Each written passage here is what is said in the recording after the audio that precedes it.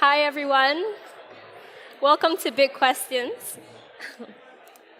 My name is Emily, and I'll be your host for today.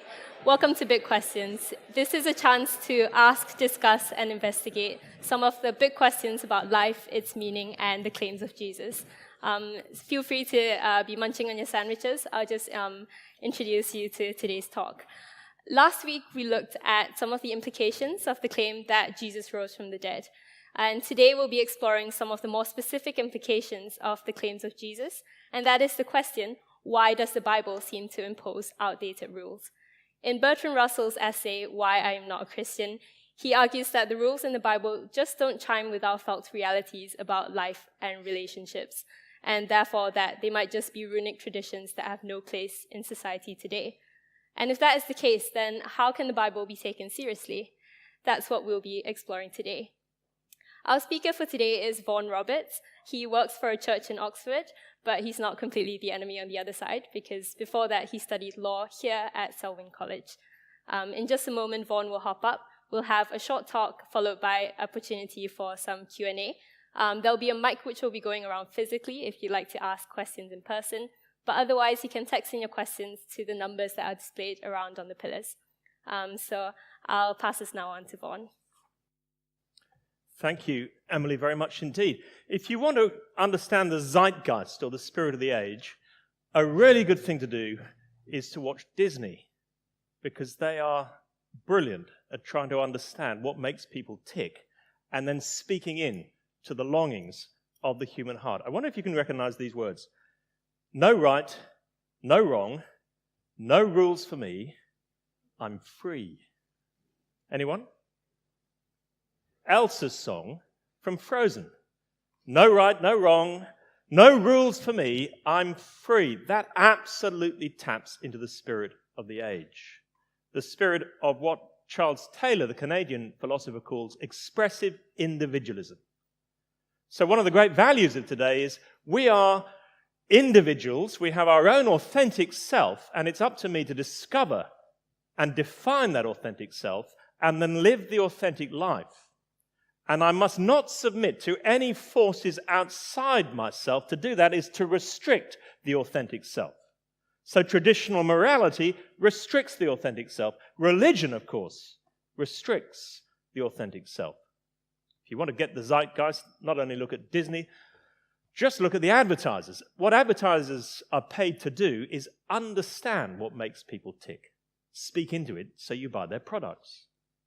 So here's the advertising strapline for Outback Steakhouse. No rules, just right. And who defines what's right? Not some objective reality out there, but how I feel.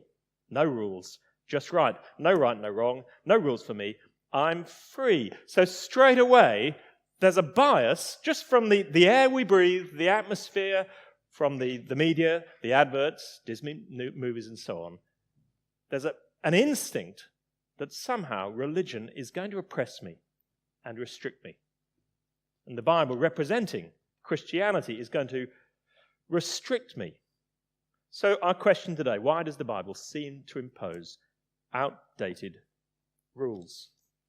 Let me read some words from the Apostle Paul. I think Paul has had a very bad press over the years, by the way. And if anyone's dismissed as a kind of someone who's going to repress your life, it is the Apostle Paul. That is a misunderstanding of a man who certainly was not out to do that. Listen to these words from the Apostle Paul, speaking to Christians. He says, we've been released from the law so that we serve in the new way of the Spirit, not the old way of the written code.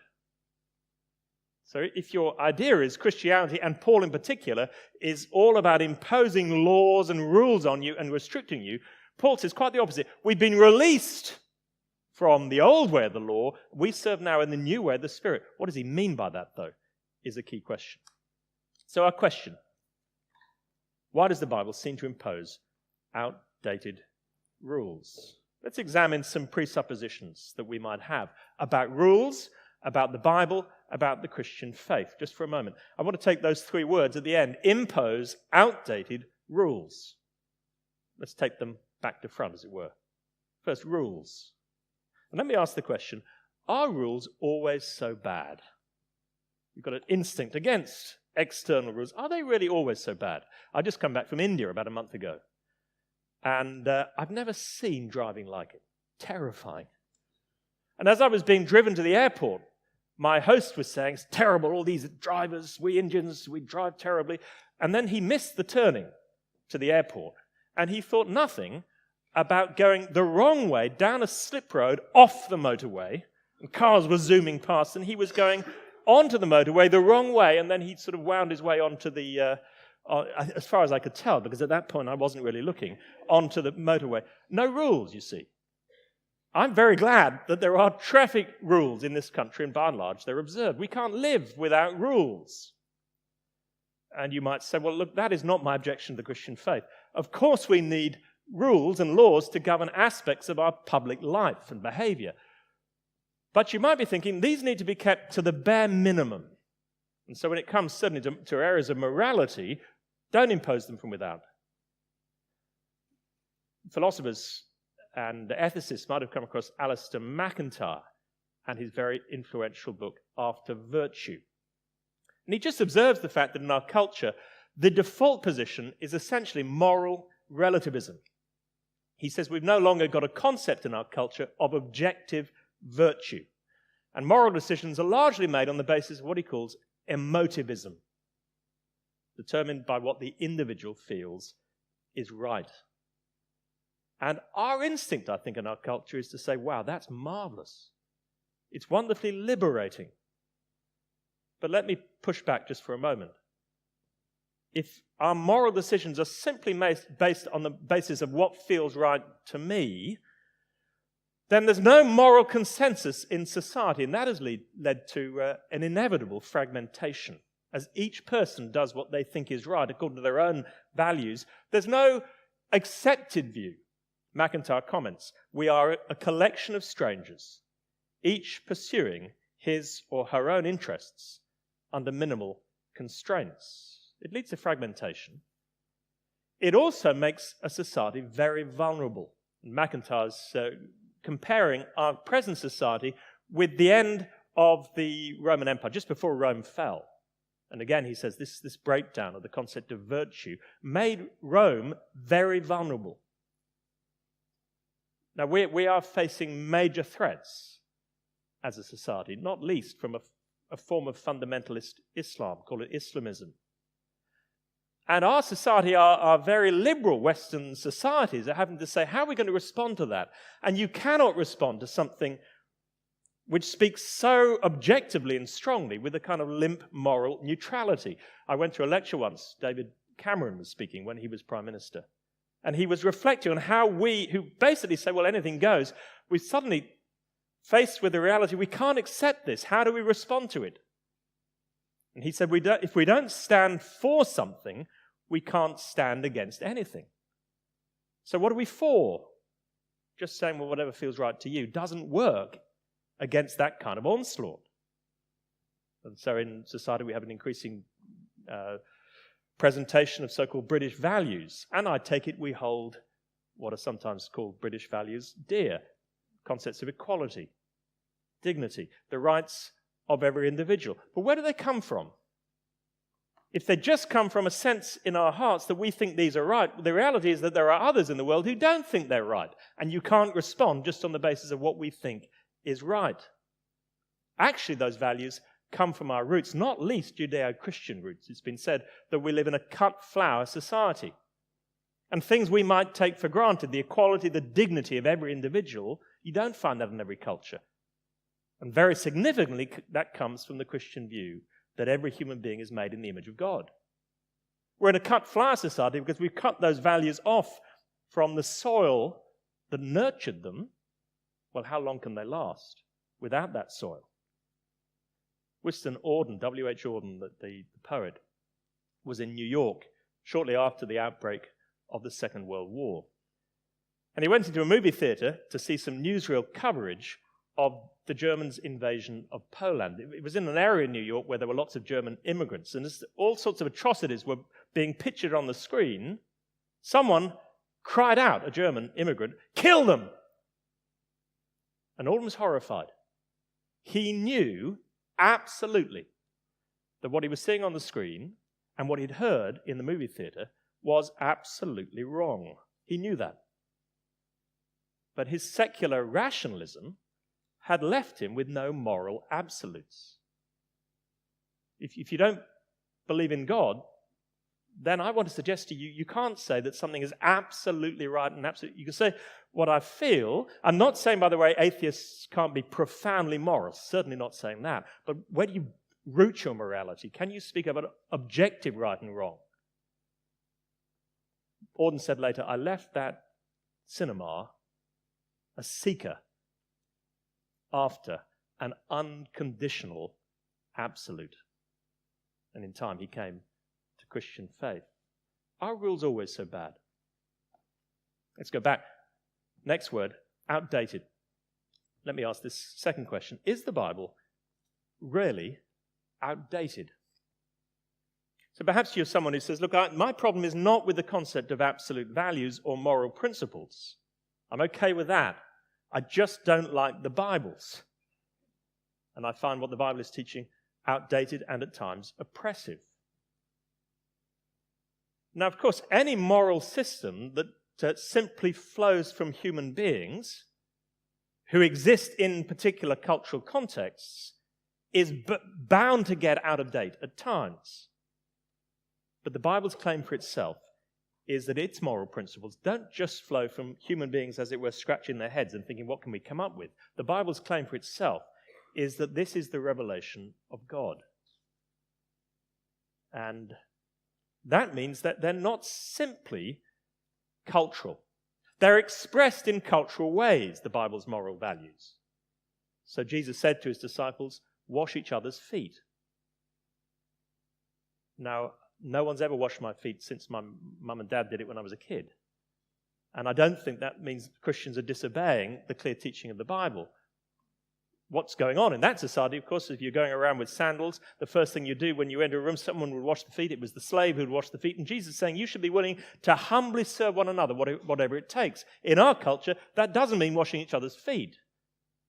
But it might mean something else. The principle is there, even if it's culturally expressed. And the Bible's expressed in a particular form at particular times, but the claim is that this is reflecting something that is not just cultural.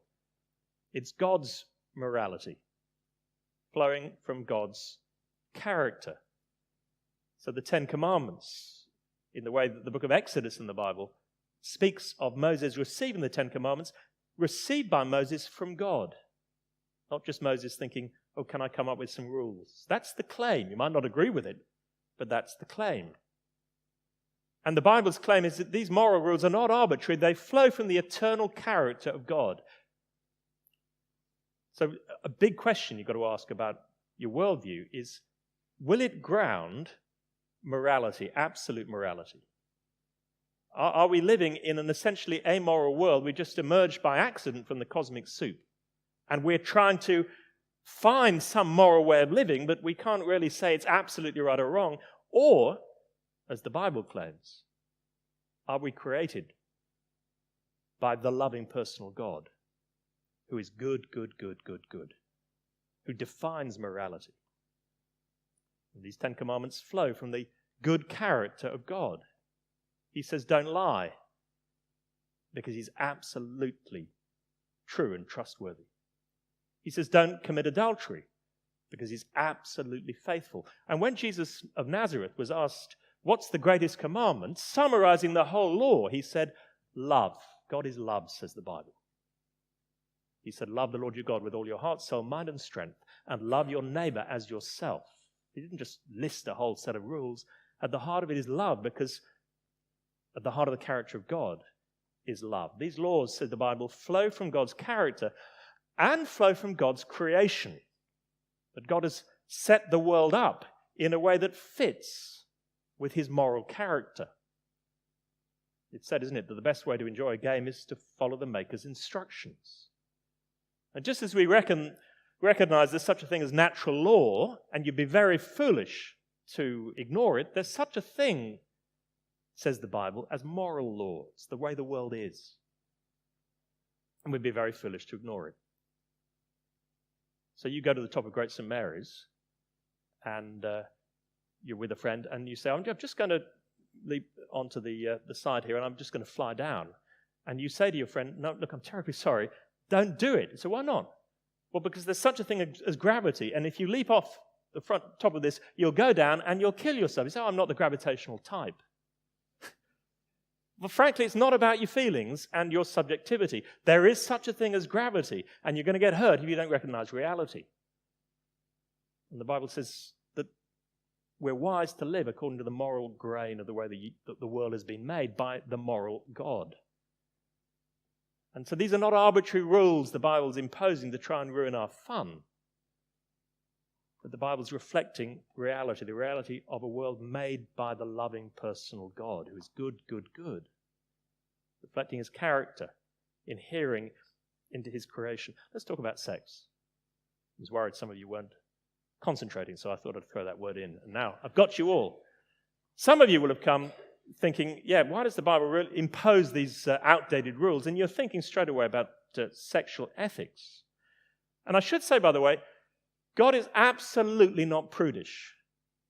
Did you know that the first command in the Bible is have sex? It's a fairly loose translation, if I'm honest. But it does say, be fruitful and multiply. First command given in the Bible to human beings. And that's very hard to do without having sex, unless you're an amoeba. So it's God's idea. He's not got a problem with bodies or sex. And what he's saying is right at the beginning of the Bible's teaching about sex is marriage. The two will become one flesh, and it's the context of lifelong committed marriage that a man and a woman become one flesh, bound up with procreation, the raising of children, the conceiving and bearing of children in the context of lifelong committed marriage. And it's in that context that sex is designed not only to bring procreation, but also to bind that couple. It is the most profound form of body language. We're familiar with body language. You shake someone's hand, it's an expression of friendship. You kiss them on the cheek, it's an expression of affection. You have sex with them, and you are saying, in God's design at least, I love you, and I'm absolutely committed to you for life. And taken out of that context, well, sex is not being used as it should. Now, I know that's miles away from what most of the people in the Western world believe. But I also sense actually there's a lot of confusion and angst in our society about sex. In the 60s, there was a great declaration of the permissive society, and this was going to bring freedom and fulfillment. It has not delivered. What has been the legacy? A massive breakdown of family life. As the pursuit of individual pleasure has profoundly damaged family life. And some of you have experienced some of the damage of that. Someone who suffers most, by the way, it's the kids. When the adults play, the children pay. And not only in the context of marriage. I think of one man who was very clear. He wasn't a Christian. He was talking about Christianity. And he said, well, I live a promiscuous lifestyle and I enjoy it. So what are you going to say to that? And I didn't want to spend time talking about sex because the most thing I want to talk about is Jesus. But as we talked a bit more, very honestly, he said these words. He said, every time I have sex with someone, I leave something of myself behind. And he was instinctively actually acknowledging the reality that sex is not just a biological thing two individuals can have for fun, but it's just a human appetite. You're hungry, have a burger. You're thirsty, have a Coke. You're turned on, have sex. There's nothing to it. He was recognizing actually the whole self is involved. And this is not arbitrary. It's because of the way God has made the world. So let's examine our presuppositions. Are rules really always so bad? Is the Bible really so outdated? And very quickly as we close, does the Bible, our third word, impose? Does the Bible really impose rules? Listen again to what Paul says. We've been released from the law so that we serve in the new way of the Spirit and not in the old way of the written code. The Bible is essentially a story. I happen to believe it's the true story. It describes the world as it is. It's not a book of rules. It begins with God making the world out of his amazing love. And he puts Adam and Eve, in the way Genesis 2 describes it, into the Garden of Eden. And the first thing he says to Adam and Eve in the Garden of Eden is, strikingly, you are free. You're free. You're free to eat any of the trees in the garden. There's a glorious permission. Only one prohibition. You must not eat of the tree of the knowledge of love, of good and evil, which defines the right of God ultimately to be the boss. But there's a glorious freedom beneath that recognition that I'm not an individual without constraints at all. There's a reality here defined by the loving, personal, good God. And human beings eat of that tree. Effectively, we're saying that we'd rather run life our way. We'll set the rules, thank you very much. And the result is disastrous for the world and for ourselves. And God responds not by trying to impose more rules and coming with a law book and a stick. He comes with love, not with a law. He comes offering relationship, not another set of rules. He comes in the person of his Son. What the Bible is saying is all of us have fallen short of the rules, as it were, and the loving law of God. We've not lived as we should. And Jesus Christ takes upon himself what Paul calls the curse of the law, the punishment we deserve for breaking the law. And then he comes to us and he says, look, Jesus died for you. And so here's a gift. Not on the basis of you obeying all these rules and then I'll love you. I love you. I know you've messed up your life. I know you've disobeyed even your own rules for your life. You haven't lived up to your own standard, let alone mine. But I love you. And I'm making it possible for you to come back into relationship with me because Jesus died for you.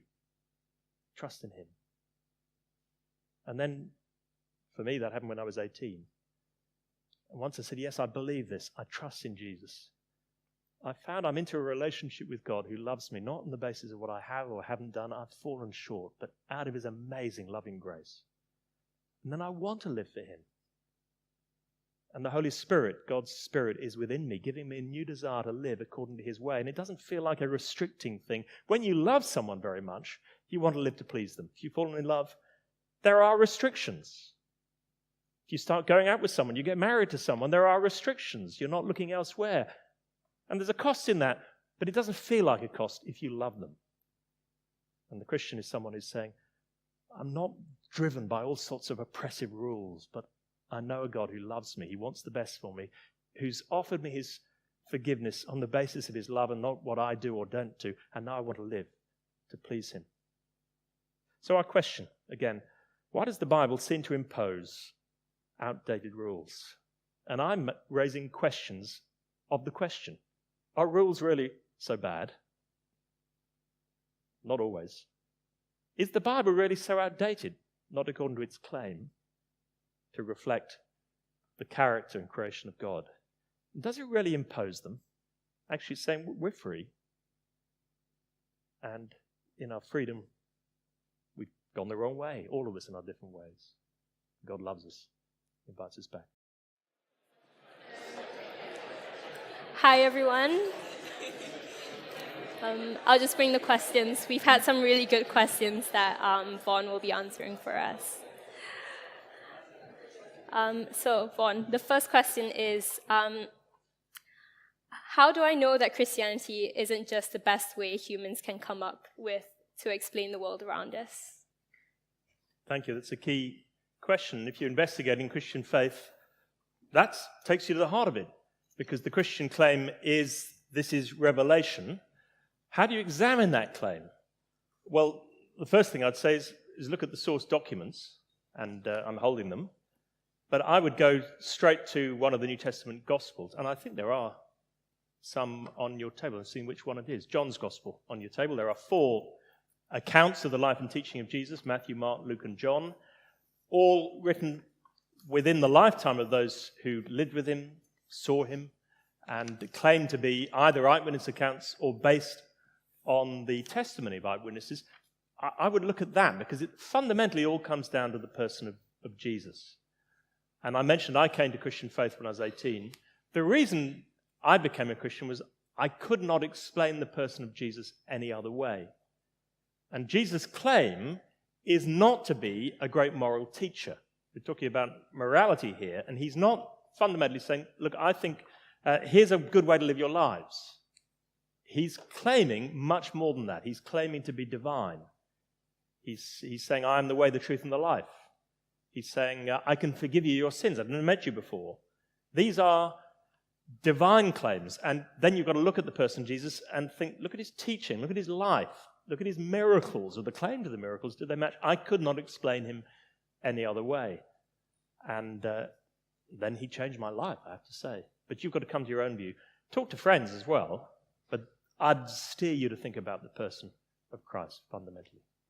Great, thank you. Next question is, even if the morals we get from God are absolute, they are expressed in cultural ways, which are subjective. So doesn't that mean that, for example, on the topic of modesty, that morality is subjective? I concede the point without conceding the point. So there are 2 points there. One is undoubted, and I said that at the beginning. I just concede half of it. At the beginning, I was saying, yes, the Bible is written at particular times in history, and it reflects the cultures in which it's written. And so sometimes one needs to think, okay, what of this here is a cultural application of a wider principle? And that's one of the tasks in Bible interpretation. So there is one small Ethiopian denomination that takes wash one another's feet as a divine command, an absolute command. And so as part of their Christian living, they do wash one another's feet. And I think that's to misread what Jesus is saying. He's not zooming in on that particular. This is an application, a culturally appropriate application of a principle. So when it comes to modesty, what different cultures regard as modesty might be slightly different. But the principle of modesty, and I'm not quite sure, I don't think that's a very strong principle actually in the Bible of modesty, but let's take that as if it was, then that might be applied culturally in different ways. But the principle doesn't change. So I don't think it does mean the Bible is all just cultural. Eternal principles, says the Bible, applied in particular ways. And one of the challenges in Bible interpretation is working out what is cultural application and what is unchanging principle.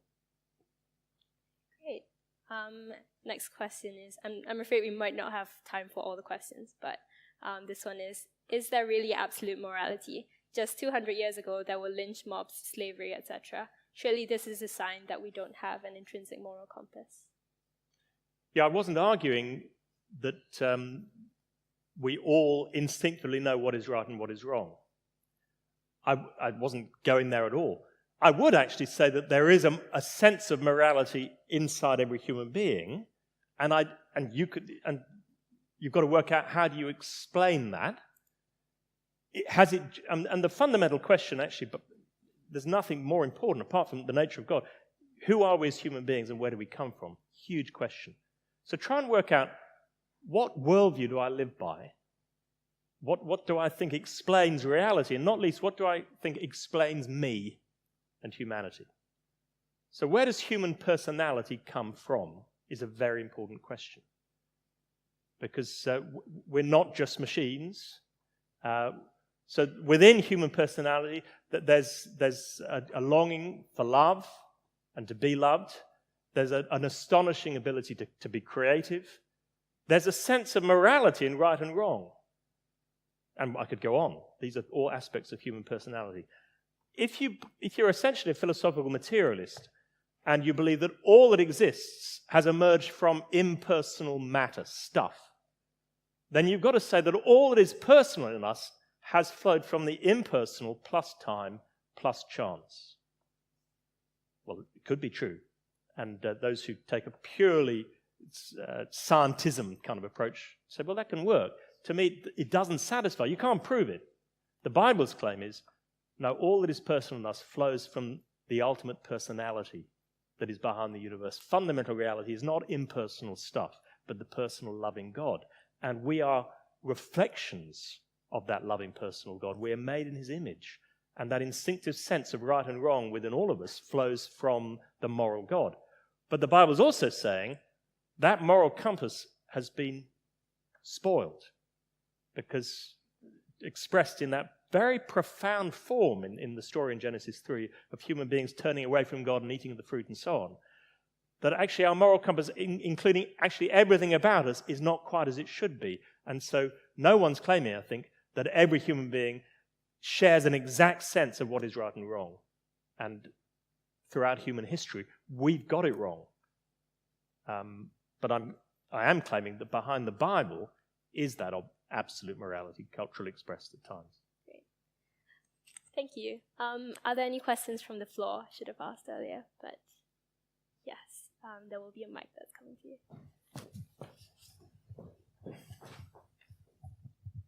Hi. So one example of a rule, which is perhaps a rule outdated and imposed, is not having female leaders in churches. So a lot of churches don't have female leaders, and that's a rule which is very much a rule. It's imposed, it's like absolute, and it's outdated in the sense that women lead in all areas of society. And most churches, such as this one, perhaps would ground that in biblical reasoning. So that would be an example of a biblical rule, outdated and imposed. How would you respond to that? I think it relates to what I was saying earlier about Bible interpretation. One of the challenges you've got to work out is what reflects the way God has made the world, so God's character and God's creation, and what is actually culturally expressed. And Bible-believing Christians differ on that issue because they differ on interpretation at that particular point. And if you're a Christian, you've got to come to your own view on that. We could spend a few hours on it, but I don't think it would be terribly helpful now. But that's a good example of the very point I'm making about having to work out, is this a kind of creation principle, or is this simply a cultural application? I have my own views, you'll have your own views, but I don't think now's the time to go into what is a big hot potato, where Bible-believing Christians take different views. Thank you. And do you have any last things to say before we close? Thank you for coming. And do keep thinking about these things. And do take, if you haven't read one of those New Testament accounts of Jesus' life and teaching, John's Gospel is a great place to start. And I'm going to hazard a guess. Can I say they could take it for nothing? Yeah. Amazing. It's free. Thank you.